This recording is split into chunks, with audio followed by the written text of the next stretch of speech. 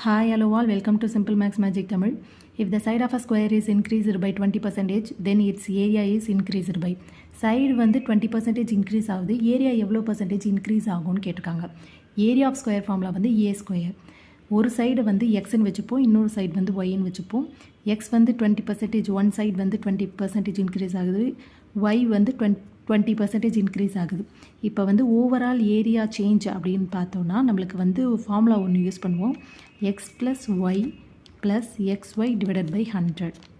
இப்போ இது பாசிட்டிவாக இன்க்ரீஸ் ஆகிறதுனால ப்ளஸ் போட்டிருக்கோம். இதே வந்து டிக்ரீஸ் ஆனால் மைனஸ் போட்டுக்கணும்.